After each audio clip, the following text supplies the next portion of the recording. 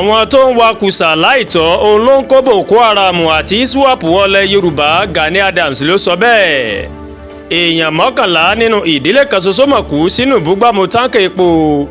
àwọn tó ń wakùsà lọ́nà àìtọ́ ó mọ̀ ló máa ń kó Boko Haram àti iswap wọlé Yorùbá. Ààrẹ Ọ̀nà Kakanfò lẹ̀ Yorùbá Ìbà Ganiadams ó ní gbogbo ìgbìyànjú ni òun máa ń sà láti rí i dájú pé gbogbo ìwà ìjínigbé àti ìṣekúpani kò mọ̀ rí àyè ní ilẹ̀ Yorùbá. nígbà tó ń bá oníròyìn sọ̀rọ̀ ó mọ̀ gba ẹnu agbẹnusọ rẹ̀ Kẹ́hìndé Adérẹ̀mí ó gbà á ṣàlàyé látìgbà tí àwọn ti ń kẹ́fin pé àwọn ikọ̀ Boko Haram àti iswap wọ́n ti ń ya wọ ilẹ̀ Yorùbá. ó ní àwọn ti ń ké gbàjarè sáwọn ìjọba láti wá ọ̀nà àbáyọ sáwọn ìṣòro náà.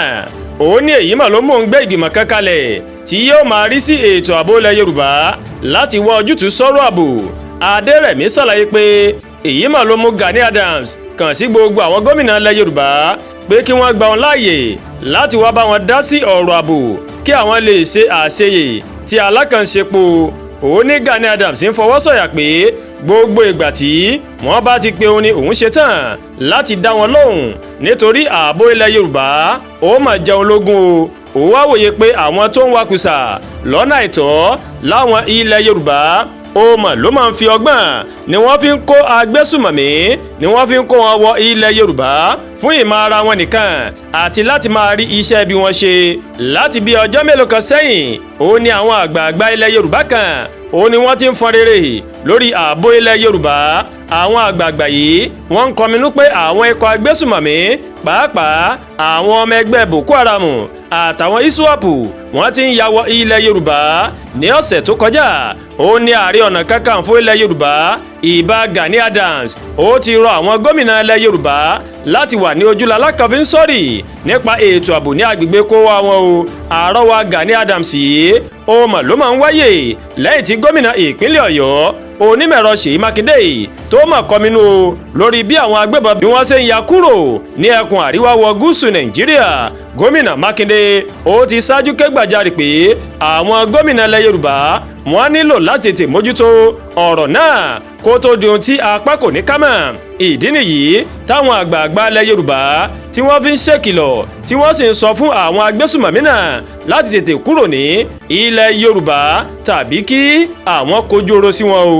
àtẹ̀jáde tí olùrànlọ́wọ́ pàtàkì lórí ìròyìn sí Ganiadams Kẹ́hìndé Adérẹ̀mí tó fi léde ó wá rọ àwọn gómìnà láti má kó etí kú sí ìkìlọ̀ náà. Ààrẹ Ọ̀nà Kakanfò náà ṣàlàyé pé àwọn tó ń wakùsà ní ẹkùn gúúsù Nàìjíríà ó mà ló máa ń fi àwọn agbésùmọ̀mí náà pamọ́ ní ibùba wọn o. Ganiadams wá wòye pé ọ̀rọ̀ ètò ààbò ó mà jẹ́ ìpèníjà ńlá tó ń bá orílẹ̀-èdè wa Nàìjíríà fínra àti pé o láti ọdún tó kọjá ń lòun ti ń pe àkíyèsí àwọn gómìnà sí ọ̀rọ̀ náà àmọ́ tí wọn kò ṣe ohunkóhun sí ìpè òun. ó ní àwọn ti ṣèpàdé pẹ̀lú ìgbìmọ̀ òun ẹgbẹ́ OPC àtàwọn ikọ̀ tó ń rí sí ààbò ilẹ̀ Yorùbá ìyẹn South West Security Stakeholders Group.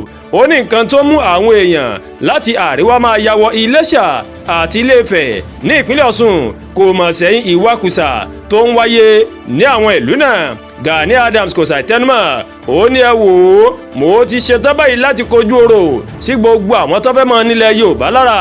mo wá ń ké pe gbogbo àwọn gómìnà ilẹ̀ Yorùbá lápapọ̀ láti fọwọ́sowọ́pọ̀ ká lè rẹ́yìn ètò ààbò tó mẹ́hẹ̀ o. èèyàn 11 nínú ìdílé kan ṣoṣo kú sínú ìbúgbàmù táǹkà epo.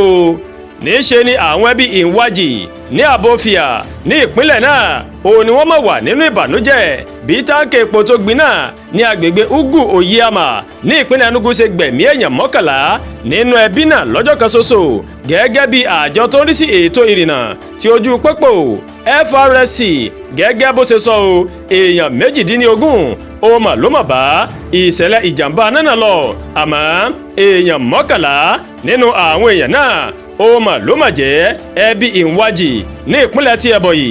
ọjọ́ àbámẹ́ta sátidé ọjọ́ 25 oṣù kínní ọdún 2025 òun ni táǹkà agbépo kan ó mà ló mà ṣubú tó sì fa ìjàmbá náà ní ìpínlẹ̀ tí Enugu. èèyàn kan láti ìdílé náà Ikechukwu Ìwájì ó mà ṣàlàyé bí ìjàmbá náà bó ṣe gbẹ̀mí ẹ̀gbọ́n rẹ̀ àtàwọn ẹbí rẹ̀ tó fi mọ́ àwọn èèyàn 3 míì kí Ọlọ́run Ọba Elédùmarè kó máa ṣọ́ wa o.